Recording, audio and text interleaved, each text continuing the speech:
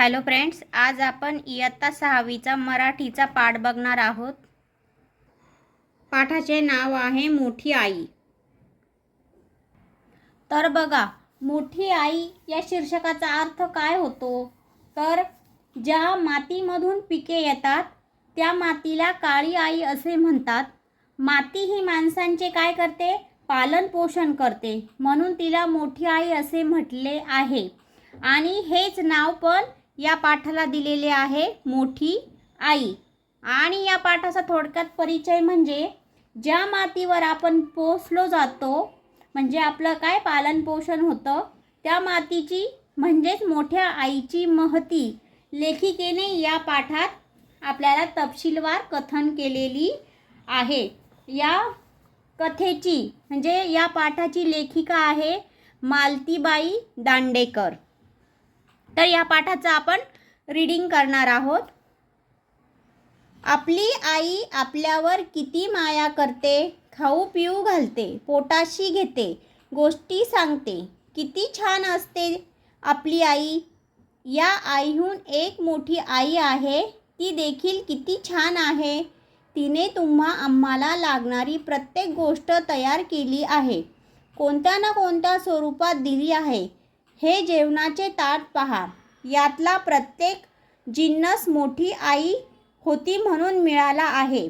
तुम्ही राहता ते घर, त्याला लागणारे लाकूड दगडसुद्धा त्या आईनेच दिले। कोण बरे अशी मोठी आई? तिचे नाव भूमी, जमीन। जमिनीत काय आहे? माती हीच का ती आई? तुम्ही म्हणाल, खरेच ते मातीच आहे। जमिनीत पण मातीला तुम्ही कमी समजू नका। माती आहे म्हणूनच आपण जिवंत आहोत। जेवणाच्या ताटातला प्रत्येक जिन्नस मोठ्या आईने दिला, म्हणजेच तो जमिनीतून निर्माण झाला। गव्हाची पोळी, जोंधळ्याची भाकरी, तांदळाचा भात, गहू, तांदूळ व जोंधळे कोठे तयार होतात? शेतातच ना। पाटी, पेन्सिलीचे मऊ दगडही जमिनीतच सापडतात।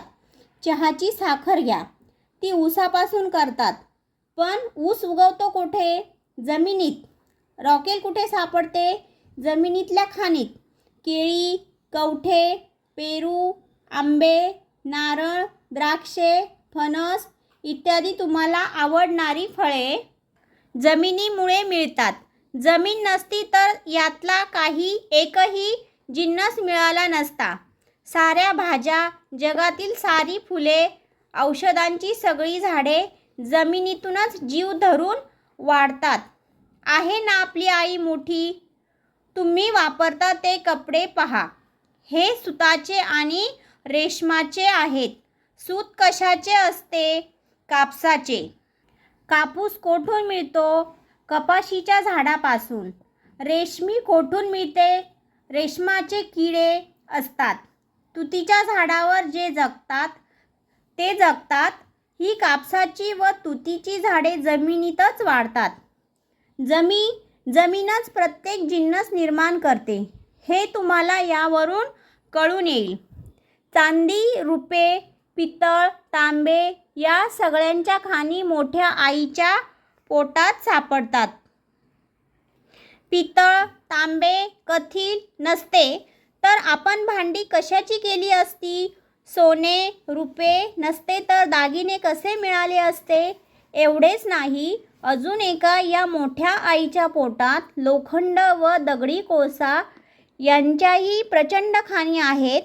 लोखंड व कोळसा यामुळे तर प्रत्येक गिरणी अन प्रत्येक कारखाना चालतो। कारखाने नसते तर लोखंडी खुर्च्या व पलंग मिळाले नसते। सुया, टाचण्या, चाकू, कात्र्या, गुंड्या, काचेचे सामान, मोटारी, आगगाड्या, विमाने इत्यादी सगळे बनलेच नसते।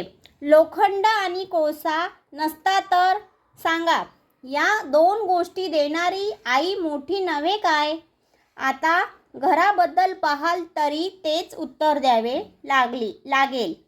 तुमचे घर कशाचे बांधले आहे? दगड, माती, विटा, चुना अन लाकूड यांचे।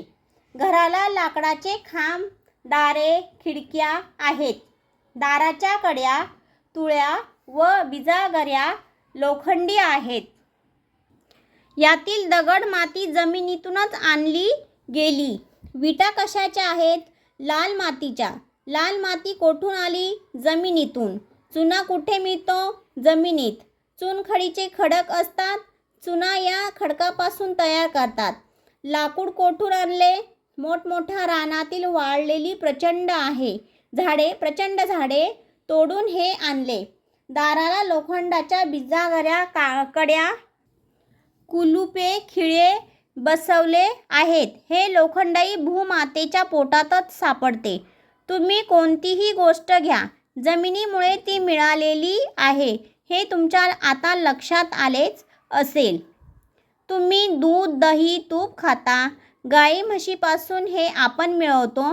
पण या गाई म्हशी जगतात कशावर? गवत व कडबा यावर. हे कोण त्यांना देते? आपली मोठी आई.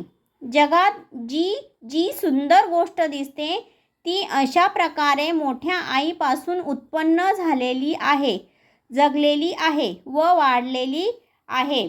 मी तुम्हाला अन्न वस्त्र देते, दागिने देते, घरदार देते, धनधान्य देते, भांडी कुंडी देते, चहा साखर, पाटी पेन्सिल देते, सगळे देते.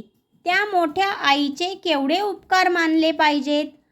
मग अशी जी जमीन किंवा धरणी माता, तिचे छोटेसे रूप म्हणजे आपली मातृभूमी. त्या भूमीतले अन्न खाऊनच आपण मोठे झालो, शहाणे झालो. माणसांना प्रत्येक गोष्ट दिली ती या भूमीनेच. त्या भूमीबद्दल आपण मनात नेहमी प्रेमभाव बाळगा वयास नको का? आपली मोठी आई म्हणजेच आपली मायभूमी. या ठिकाणी आपण या पाठाचं वाचन केलेलं आहे. या पाठाच्या कविता लेखिका आहे मालतीबाई दांडेकर. आणि या पाठामधून आपल्याला अशी शिकवण किंवा संदेश मिळतो की जी भूमी आपले पालन पोषण करते तिच्याविषयी कृतज्ञ राहावे, हा संदेश आपल्याला या पाठातून मिळतो. तसेच आपली आई जशी माया करते तशी भूमी म्हणजे मोठी आहे, आपल्याला प्रत्येक गोष्ट देते. ताटातले अन्न, घराचे सामान भूमी आपल्याला देत असते. आता आपण या पाठाखाली जो काही शब्दार्थ दिलेले आहे ते बघणार आहोत. शब्दार्थ: जिन्नस, वस्तू, तुळया, लोखंडाच्या जाड सळ्या, कडबा, कणसे, कापून घेऊन उरलेला गुरांना खाण्याचा भाग म्हणजे त्याला काय म्हणतात? वैरण. मातृभूमी, जन्मभूमी. प्रेमभाव बाळगणे, प्रेम असणे. जोंधळा, ज्वारी. रॉकेल, घासलेट. कवठे, एका फळाचे नाव आहे हे. सूत, धागा. रेशीम, एक मखमली धागा. कपाशी, कापूस. तुती, झाडाचे नाव आहे हे. गुंड्या, बटणे. तुळया, लोखंडाच्या जाड सळ्या. बिजागर, दारासाठी लोखंडी जोडणी. चुनखडी, चुन्याचे दगड. कडबा, वैरण, चारा. खान, माईन. आता तुळया आणि कडबा हे दोन मी आधी पण सांगितले आणि परत सांगितले डबल. आता या पाठाखाली आहे स्वाध्याय. प्रश्न पहिला आहे, 1 ते 2 वाक्यात उत्तरे लिहा. आकडा आहे, घर बांधण्यासाठी कोणकोणत्या वस्तू लागतात? उत्तर: घर बांधण्यासाठी दगड, माती, विटा, लाकूड या वस्तू लागतात. तसेच सुळ्या, दारे, खिडक्यांच्या कड्या व बिजागऱ्यांची लोखंड लागते. प्रश्न दुसरा आहे, जमिनीच्या पोटात कोणकोणती खनिजे सापडतात? उत्तर: जमिनीच्या पोटात रॉकेल, चांदी, रुपे, तांबे, कथील, सोने, लोखंड व दगडी कोळसा ही वस्तू सापडतात किंवा ही खनिजे सापडतात. प्रश्न तिसरा, कारखान्यात धातूपासून कोणकोणत्या वस्तू तयार होतात? उत्तर: कारखान्यात धातूपासून लोखंडी खुर्च्या, पलंग, सुया, टाचण्या, चाकू, कात्र्या, गुंड्या, काचेचे सामान, मोटारी, आगगाड्या, विमाने इत्यादी वस्तू तयार होतात. प्रश्न 4 आहे, चुना कशापासून तयार करतात? उत्तर, जमिनीत चुनखडीचा खडक असतो त्या खडकापासून चुना तयार करतात. प्रश्न 5 आहे, लेखिकेच्या मते मातृभूमीबद्दल प्रेमभाव का बाळगावा? उत्तर, माणसाला अन्न, वस्त्र, निवारा व लागणारी प्रत्येक वस्तू ही भूमीच देते. ती आपली पालनपोषण करणारी मोठी आई आहे.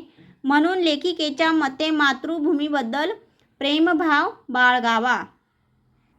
प्रश्न 2 आहे, तुम्ही खात असलेल्या अन्नपदार्थातील कोणकोणत्या वस्तू जमिनीकडून मिळतात यांची यादी बनवा. तर मी 1-2 लिहून दाखवलेला आहे. कांदा, बटाटा असं जे काही तुम्ही खात असतील अन्नपदार्थ त्याची यादी ही तुम्हाला बनवायची आहे. प्रश्न 3 आहे, आपण मातृभूमीबद्दल प्रेमभाव का बाळगावा हे तुमच्या शब्दात लिहा. आता आपण मातृभूमीबद्दल प्रेमभाव का बाळगावा हे आपल्या शब्दात लिहायचं आहे आणि कंसामध्ये जे नको असलेले शब्द आहे त्याच्यावर आपण काट मारलेली आहे. तर उत्तर आहे त्याचं, अन्न, वस्त्र, निवारा या माणसाच्या मूलभूत गरजा आहेत. 2, या गरजा मातृभूमी पुरवते. 3, आपले पालनपोषण मातृभूमीच करते. 4, जीवनाला लागणारी प्रत्येक वस्तू मातृभूमीच पुरवते. 5, ती आपली मोठी माता आहे. 6, म्हणून मातृभूमीबद्दल आपण प्रेमभाव बाळगायला हवा. प्रश्न 4 आहे, मोठी आईसाठी पाठात वापरले गेलेले शब्द शोधा व लिहा. तर या पाठामध्ये मायभूमी, मातृभूमी, जमीन, माती, इथं मी लिहून दाखवले आले, मायभूमी, मातृभूमी, जमीन, माती हे मोठी आई या पाठात वापरत गेलेले शब्द आहेत. प्रश्न 5 आहे, पाटी पेन्सिल सारखे जोड शब्द पाठातून शोधून लिहा. तर बघा इथं प्रश्न 5चं उत्तर आहे, खाऊ पिऊ, दगड माती, दूध दही, तूप, गाई म्हशी, अन्न वस्त्र, धनधान्य, भांडी कुंडी, चहा साखर. प्रश्न 6 आहे, खालील शब्दांचे समानार्थी शब्द लिहा. अ, मातृभूमी, मायभूमी. आ, माया, प्रेम. ई, वस्त्र, कपडा. ई, आई, माता. प्रश्न 7 आहे, हे शब्द असेच लिहा. जिन्नस, भूमी, रॉकेल, निर्माण, प्रचंड, प्रत्येक, खुर्च्या, कात्र्या, गुंड्या, तुळ्या, गोष्ट, उत्पन्न, कृपेने, वस्त्र, मातृभूमी, कड्या, म्हशी, अन्न, पेन्सिल, प्रेमभाव, टाचण्या, साऱ्या, धनधान्य, द्राक्षे. म्हणजे हे शब्द आपल्याला काना, मात्रा, वेलांटी हे न चुकता जशीच्या तशी छान हँडरायटिंगमध्ये लिहायचे आहे. प्रश्न 8 आहे, खालील पदार्थ कशापासून बनवतात ते लिहा. उदाहरणार्थ साखर. साखर कशापासून बनवते? ऊसापासून. तसं दिलं आहे फुटाणे. फुटाणे चणे. मनुके द्राक्षे. भाकरी ज्वारी किंवा बाजरी, नाचणी यापासून भाकरी बनते. चपाती गहू. वेपर्स बटाटा. Sauce tomato.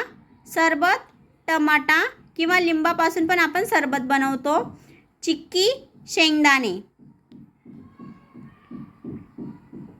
प्रश्न 9 आहे, खालील शब्दांचे अनेक वचन लिहा. तुळई तुळ्या. बिजागरी बिजागऱ्या. झाड झाडे. दागिना दागिने. कवट कवठे. माती मातीचं अनेक वचन मातीच आहे. प्रश्न 10 आहे, खालील तक्ता भरा. अ क्रमांक दिला आहे, मनुष्याचे खाद्य, घरबांधणीला उपयुक्त वस्तू, विविध खनिजे आणि प्राण्यांचे खाद्य. तर मनुष्याचे खाद्य आहे त्या तक्त्यामध्ये काय काय येईल? दूध, दही, तूप, पोळी, भाकरी, भात, भाजीपाला, इतर अन्न. घर बांधणीला उपयुक्त वस्तू या तक्त्यामध्ये दगड, माती, विटा, चुना, लाकूड, लोखंड. विविध खनिजे.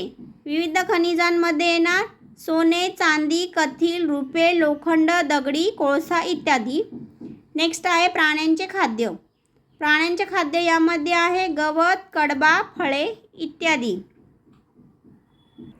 प्रश्न 11वा आहे, शेतात पीक यावे म्हणून शेतकरी कोणकोणती कामे करतो, त्या कामांची यादी करा.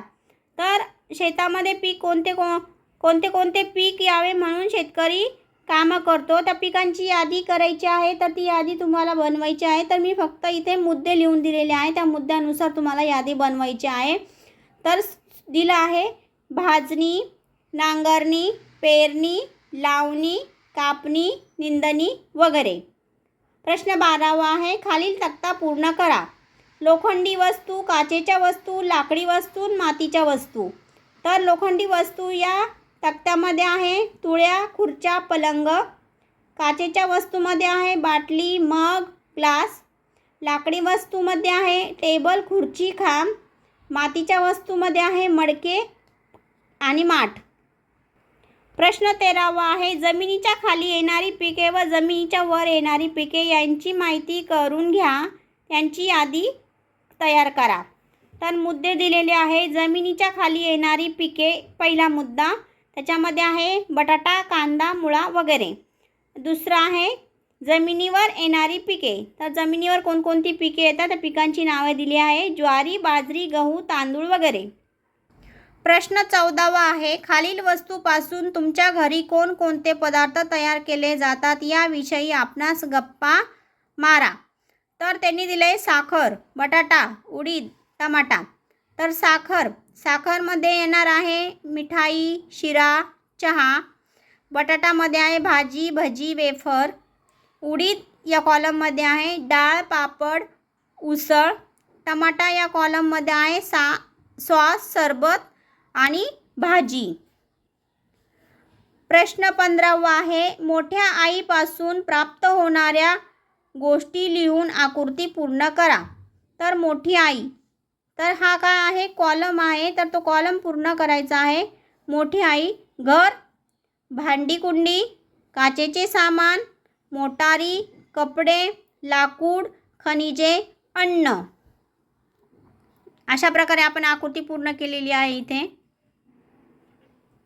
त्यानंतर उपक्रम दिलेला आहे तुम्हाला, आई, मातृभूमी या विषयावरील कवितांचा संग्रह करून त्या कवितांचे वर्गात वाचन करा. म्हणजे आई किंवा मातृभूमी या विषयांवर अनेक कवितांचा गोळा करून त्या कवितांचे वर्गात काय करायचं आहे, वाचन करायचं आहे.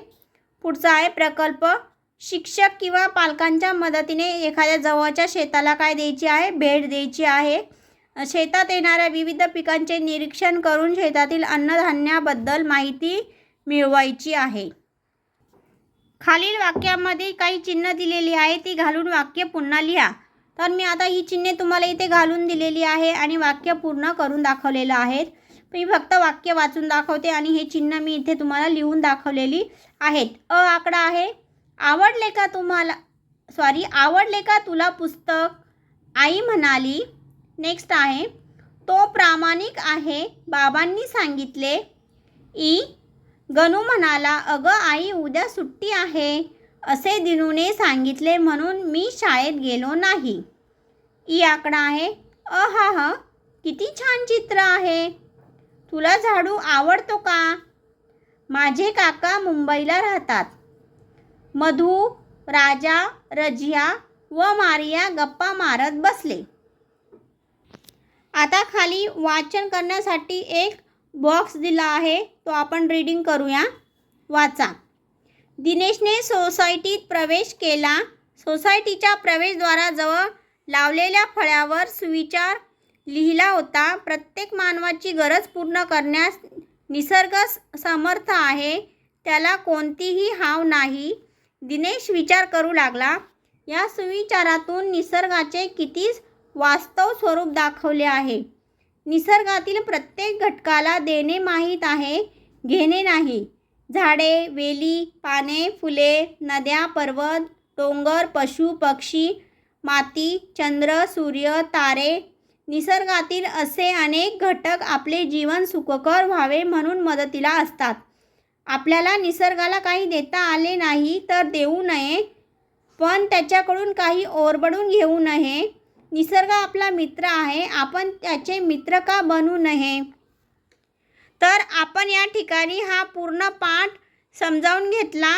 त्याची मी थोडक्यात माहिती सांगितली, त्याचं वाचन केलं, त्याचे शब्दार्थ घेतले, त्याच्याखाली जो काही स्वाध्याय होता तो स्वाध्याय पण आपण समजावून घेतला आणि लास्टला त्यांनी थोडासा पॅरेग्राफ दिला होता वाचन करण्यासाठी, त्याचं पण आपण वाचन केलेलं आहे. तुम्हाला जर माझा हा व्हिडिओ आवडला असेल तर लाईक करा, शेअर करा, सबस्क्राईब करा. थँक्यू. Next for watching.